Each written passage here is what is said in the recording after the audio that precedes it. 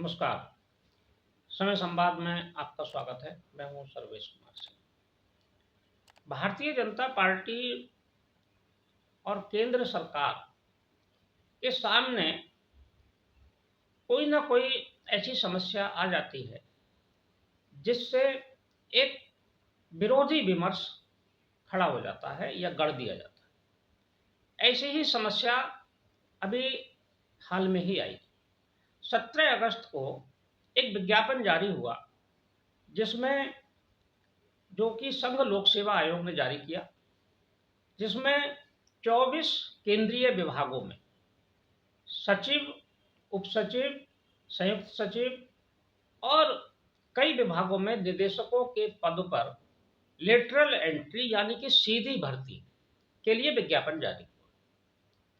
इसमें सीधी भर्ती का आशय यह है कि जो लोग आईएएस, आईपीएस या आईआरएस या जो और केंद्रीय सेवाएं जो चयन की प्रक्रिया है संघ लोक सेवा आयोग की, इनके माध्यम से जो चयनित नहीं हुए हैं उनको भी इन अधिसूचित पदों पर नियुक्त किया जा सकता है, लेकिन वो लोग विशेषज्ञ होंगे। समाज के, सिविल सोसाइटी के ऐसे लोग जो विभिन्न क्षेत्रों में विशेषज्ञता रखते हैं, उनकी सीधी भर्ती की जाए और उसके लिए विज्ञापन निकल गया। लेकिन ये विज्ञापन जैसे ही निकला, इससे एक बहुत बड़ा तूफान खड़ा हो गया। विपक्ष ने इस पर आपत्ति की और कहा कि यह आरक्षण के नियमों का उल्लंघन है। भारतीय जनता पार्टी की केंद्र की सरकार, एनडीए की सरकार आरक्षण के नियमों को धता बताकर सीधे भर्ती करना चाहती है, यानी कि ये सरकार आरक्षण विरोधी है। एक विमर्श गढ़ने की तैयारी। आरोप लगाया गया कि भारतीय जनता पार्टी बगैर आरक्षण के भर्ती करेगी, सीधी भर्ती करेगी। इसका सबसे पहले विरोध मायावती जी ने किया, बसपा के प्रमुख ने किया, फिर अखिलेश यादव ने भी किया, कांग्रेस ने भी किया और सभी विपक्षी दल इसमें विरोध में आ गए।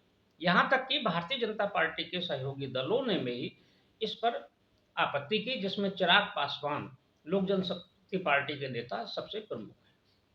हालांकि सरकार ने तत्काल इस पर संज्ञान लिया और इस भर्ती के विज्ञापन को निरस्त कर दिया।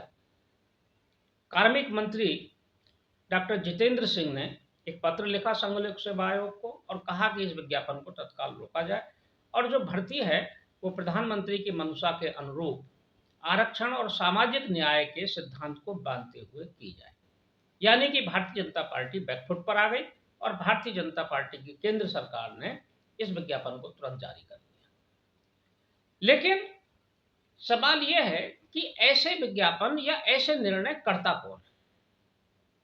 कौन से तत्व हैं, कौन लोग ऐसे हैं जो प्रधानमंत्री की जानकारी के बगैर या शीर्ष नेतृत्व की जानकारी के बगैर इस तरह के कदम उठा लेते हैं, जिससे भारतीय जनता पार्टी को असहज स्थिति का सामना करना पड़ता है। जब ये सब जानते हैं कि जो पिछला लोकसभा चुनाव था 2024 का, उसमें आरक्षण एक बड़ा मुद्दा था, संविधान बचाने का एक बड़ा मुद्दा था, संविधान पर खतरा एक विमर्श बन गया था।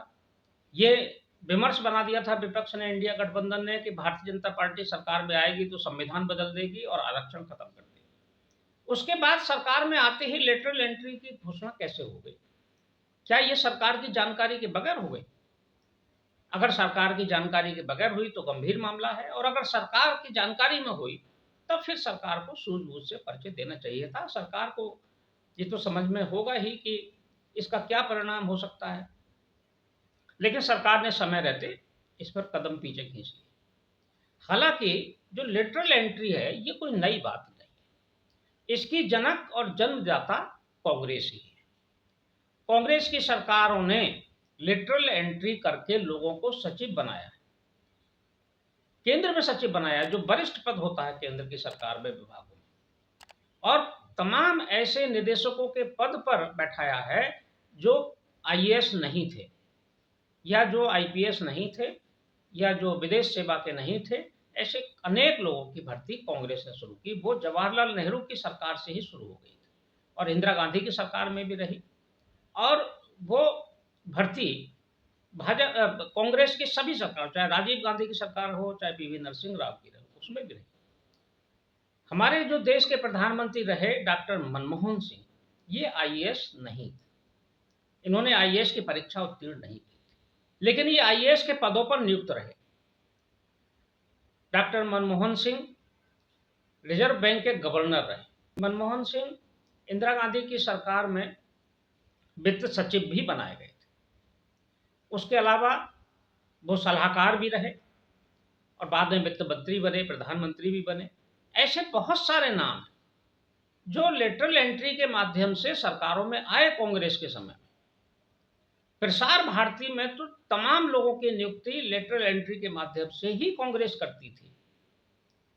जितने नियुक्तियां होती थी और बहुत सारे विभाग हैं जिनमें कांग्रेस ने लेटरल एंट्री की, लेकिन यही काम जब भारतीय जनता पार्टी की सरकार ने करने की कोशिश की तो उस पर आरक्षण विरोधी होने का आरोप लगा दिया और भारतीय जनता पार्टी भी इसका ठीक से जवाब नहीं दे पाई, उनके प्रवक्ता जवाब नहीं दे पाए। हालांकि सरकार ने तुरंत ही कदम पीछे खींच लिया, लेकिन अब ये एक चुनौतीपूर्ण कार्य है कि अगर किसी विभाग को विशेषज्ञ की जरूरत है तो वो आरक्षण से कैसे भर्ती किया जाएगा। अगर किसी विभाग में एक ही पद है तो उस पर आरक्षण कैसे लागू होगा, और विशेषज्ञ अगर आरक्षण के माध्यम से नहीं मिला तो उसका क्या होगा, देश के विकास पर उसका क्या असर होगा। जब हम विकसित भारत की बात करते हैं 2047 में भारत को पूर्ण विकसित करने की बात करते हैं तो विशेषज्ञों की जरूरत तो होगी ही। तो कैसे विशेषज्ञ मिलेंगे, ये एक चुनौतीपूर्ण कार्य है। जो लोग इसका विरोध कर रहे हैं उन्हें भी इसको समझना चाहिए कि विशेषज्ञ विशेषज्ञ होता है।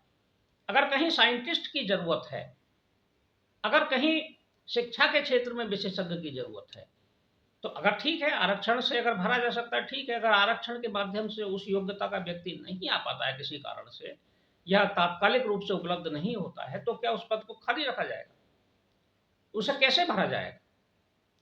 अब ऐसे में सरकार, हालांकि जितेंद्र सिंह ने ये कहा है कि इन पदों को आरक्षण और सामाजिक न्याय के माध्यम से भरा जाए, तो अब सरकार को सोचना पड़ेगा कि वो या तो कम से कम 3 पद निकाले तब आरक्षण की व्यवस्था पूरी होगी, या फिर जितने 24 विभागों के पद निकाले गए हैं उन सबको एक यूनिट मान ले और उसमें आरक्षण की व्यवस्था लागू कर दे।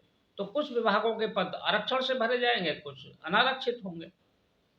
लेकिन यह एक चुनौतीपूर्ण कार्य तो हो गया।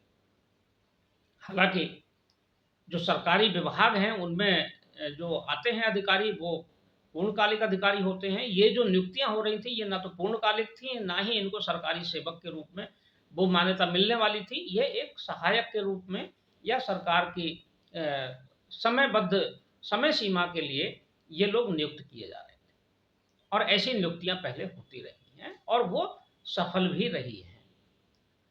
अभी पिछले दिनों ही पिछली सरकार में प्रसार भारती के सीईओ का पद, जो कि एक केंद्र सरकार के सेवानिवृत्त सचिव से भरा जाता था अभी तक, उस पर सीधी भर्ती हुई थी और वो शशि शेखर थे जिनको नियुक्त किया गया। वो टेक्नोक्रेट थे और आईएएस नहीं थे, लेकिन जिस पद पर सेवानिवृत्त सचिव की नियुक्ति होती है उस पद पर वो नियुक्त हुए। उन्होंने अपना पूरा 5 साल का कार्यकाल पूरा किया था और उस कार्यकाल में उन्होंने बहुत अच्छा काम भी किया। बहुत ही सारी ऐसी योजनाएं उन्होंने प्रसार भारती में लागू की। कई प्रसार भारती के प्लेटफार्म उन्होंने बनाए, कई ऐप बनाए और विविध आयाम प्रसार भारती को देने में सफल हुए थे, क्योंकि उनका एक लंबा टेक्नोलॉजी का अनुभव था जिसका लाभ प्रसार भारती के सभी दूरदर्शन के सभी चैनलों को मिला था। तो ये लाभदायक तो है ये व्यवस्था, लेकिन अब चूंकि भारत में एक नया विमर्श गढ़ गया है, तुरंत कोई बात हो तो आरक्षण विरोध, संविधान विरोध, तो ऐसे में अब सरकार को भी सतर्क रहना पड़ेगा। और सरकार चूंकि पूर्ण बहुमत की भाजपा की सरकार नहीं है, सहयोगी दलों के भरोसे चल रही है, तो सरकार को भी थोड़ा सतर्कता से और संवेदनशील होकर काम करना पड़ रहा है। तो अच्छा है आरक्षण के माध्यम से पद भरे जाएं, मिले योग्य। ऐसा नहीं है कि आरक्षित श्रेणी में योग्य नहीं मिलेंगे, वहां भी मिलेंगे, लेकिन कुछ ऐसी व्यवस्था जरूर होनी चाहिए कि अगर उपयुक्त उम्मीदवार नहीं मिलता है तो उसको सामान्य श्रेणी से भरने की अनुमति होनी चाहिए। समय संवाद में आज बस इतना ही। कल फिर मिलेंगे किसी एक खास विषय के साथ। तब तक के लिए मैं सर्वेश कुमार सिंह आपसे विदा लेता हूँ। नमस्कार।